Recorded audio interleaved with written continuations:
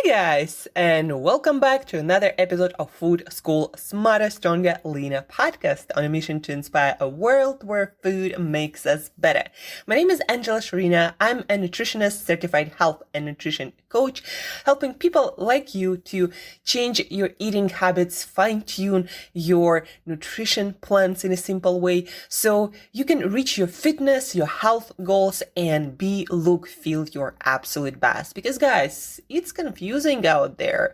Like, there is so much information these days, and without proper knowledge, without proper frame or filter, it's very, very hard to make sense of anything because everything sounds pretty good, right?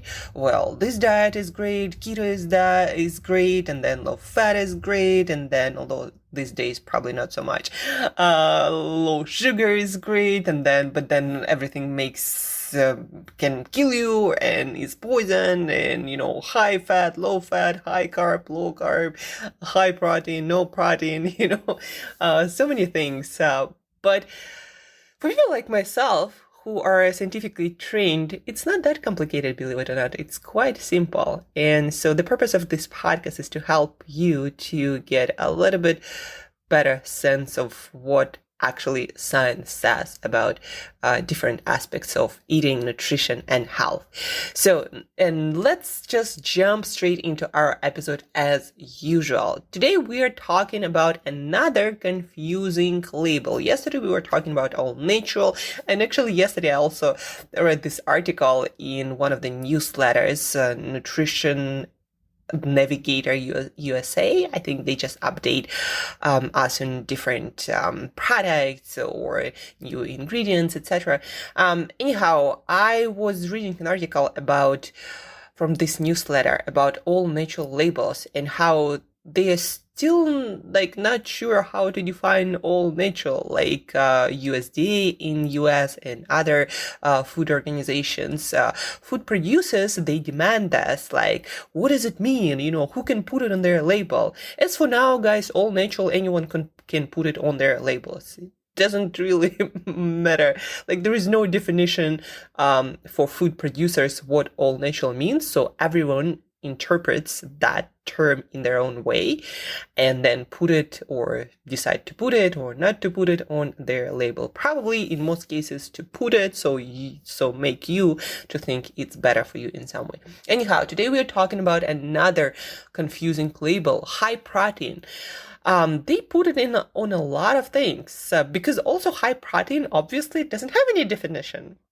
The other day I was walking in a supermarket and there was this Keylog cereal, and in big letters it said protein on it. I would think, there is so much protein in it. I don't know, it's protein enriched and something like that, right? But they decided to put the word protein, high protein, on it because there were more nuts than usual. But the amount of protein per 100 grams, about 3.5 ounces, and that's almost 1/3 of a box. Yeah, maybe probably even less than 1/3. It's probably more like 1.5. Sorry about all these details, but you'll have to eat a lot of this cereal. That's my point. And there was 4 grams of protein or something like that. And I'm how is it high in protein? But there are, of course, sugars and carbohydrates, 40, 50, 60 grams, depending on the serving size. And I'm how is it high in protein? I do not understand. But for you guys, it might be really confusing. You think, this cereal is high in protein. No, it's not. It has tiny amount of protein, just a little bit more than other sugary cereals. That's it. But of course, most of the people will not read those back of the package labels and try to figure out how much protein exactly is per serving, not for the whole box. So high protein, guys, but any producer can put it on anything. And again, it doesn't, just like with all natural, it doesn't mean anything. Literally, it means nothing.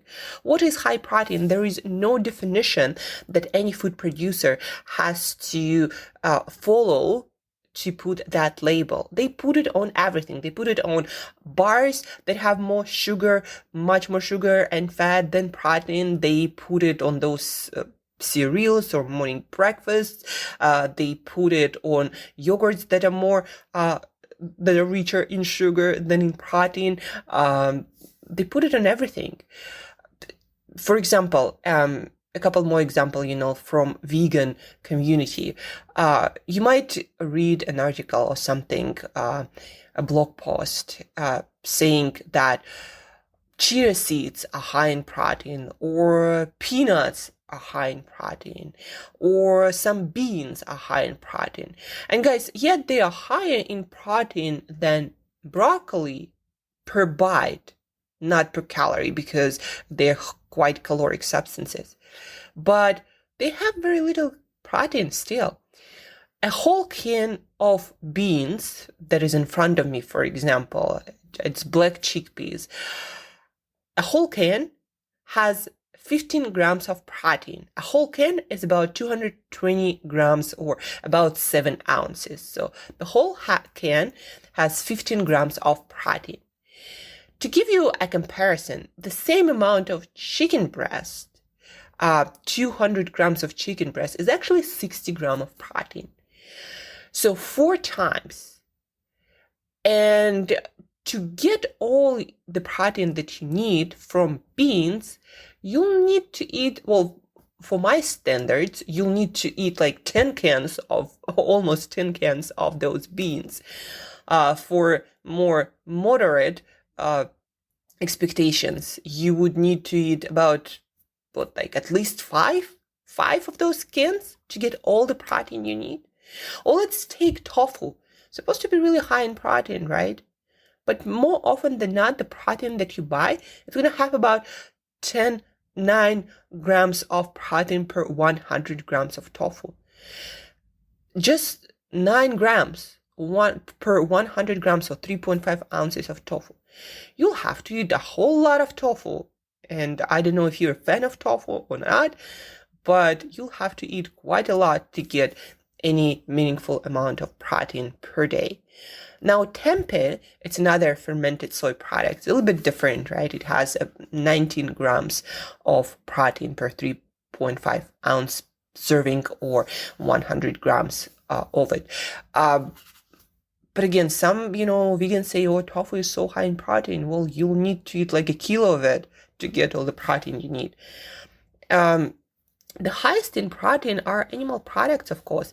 But even there is a lot of confusion. Like people think, eggs are high in protein. Well, they are if you eat a lot of them. One egg has just 6 grams of protein, the whole egg. And so to get, let's say, 100 grams of protein, as, modern human being needs at least that, you'll need to eat how many eggs? 6 eggs, or 1 egg, 6 grams. So it's like, 10, 15 eggs, something like that, right? So 15 eggs to get all your protein. Or some yogurts, a lot of yogurts might say high in protein.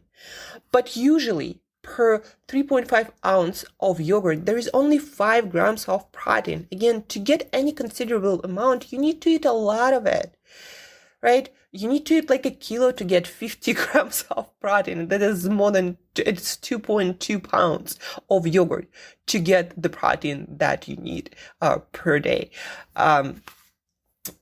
The highest in protein are foods like chicken breast, actually the champion. That's probably all the bodybuilders eat it. It's 31 grams of protein per 3.5 ounces.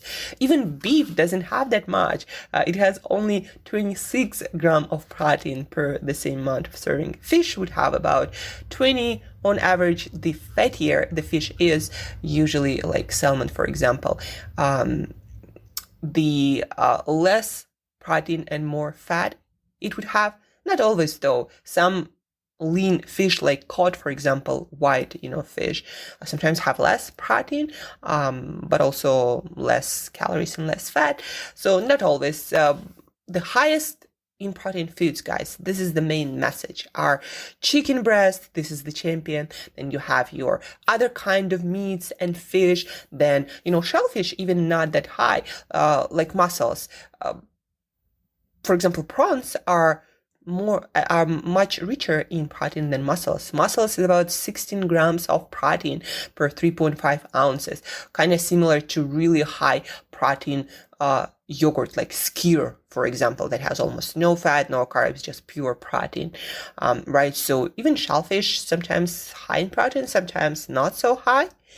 But the main message, guys, not just to know what are the richest in protein like foods, but I also want you to understand that a lot of products out there, when they say high in protein, it means literally nothing. Like it's high in protein compared to, to broccoli, to lettuce, to no protein. It's totally up to the producer to put high in protein on their label. I don't know, maybe some people producing different food products can even put like high in protein on some broccoli product. Some people compare broccoli to beef when it comes to protein. There is a lot of craziness out there around protein, high protein. The thing I want you to do is never pay attention to this high protein label. First of all, if you really care about how much protein you eat, and you should, then when you look at the product, turn it around and see per serving how much protein you need to get. And we talked about the ideal amount of protein for any body type. You need to multiply your ideal body weight by 1 in pounds, but 2.2 in kilograms, and then calculate how much you need, and then kind of figure out how much food you need, right? But on any product, turn it around, see what's in it. Just because it says high in protein, it might not be.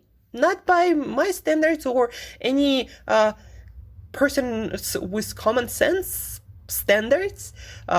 Just because, again, it's high in protein, it doesn't mean it's actually high in protein. And also, it doesn't mean that it's not high in sugar or some weird fats coming from some factory or some nasty ingredients. It means nothing. So just because it says high in protein for your health, it means nothing. And it can be not even be high in protein. It can be low in protein, like that Kellogg's cereal. It's low in protein, not high. I don't know why there was this protein word in big block letters on the front label. So the main message of today, guys, high protein, another confusing label that means nothing. There is no definition by law of high protein product. And so if you eat some products because it says high protein on the label, please do ask me for advice, like whether it's actually high in protein and whether it's actually good for your health, right? Also, the thing to remember, the highest in protein foods are things like beef, chicken, fish, shellfish is also, most of it is quite high there. Then you have your dairy products, but dairy products, they vary really a lot. So you need to, again, look at the label, what's in it actually. If you're a plant-based person, then those products, like they, again, also vary wildly, and nuts and seeds are not that high per calorie. Also, if you eat soy, then tofu and tempeh is more than twice the amount of protein compared to tofu. Beans, again, a whole can of beans is only 15 grams of protein, so take that into consideration. And when a lot of plant-based people, a lot of clients who come to me, they're plant-based and they say, well, I eat a lot of protein. When we start actually counting, they usually do not eat a lot of protein at all. Just because, again, you eat some chia seeds and peanut butter and some lentils, doesn't mean that you eat a lot of protein. Lentils are kind of the same to most beans, so about 7-8 grams per 3.5 ounces of cooked lentils, or half a can, to give you a better idea, right? So high protein means nothing. Look it up, figure actually out how much protein is in this product that you buy. Figure out how much protein you actually need. If you need any tips, any advice, if you want to learn how to calculate it properly, reach out. more than happy to help you. And again, another confusing label, high protein means nothing. There is no definition in any book, in any food organization, in no food industry. There is no definition. So please do not pay attention to this label. That's all I'm saying. If you care about your protein, turn around that product or Google it and figure out how much protein is in this product exactly. So that's the main message of today. Be smarter. Don't buy labels that mean nothing. Instead, buy food that actually has high protein content and is good for you, taking into account all the other ingredients or constituents of this food. If you need tips, advice, please reach out. Please share this episode with one another person who might be protein confused and buying all these products because they say high in protein, whereas as we know now, it means nothing. So share, reach out for advice, for help, for tips. And guys, thank you for staying tuned. Until next time, as usual, eat better daily.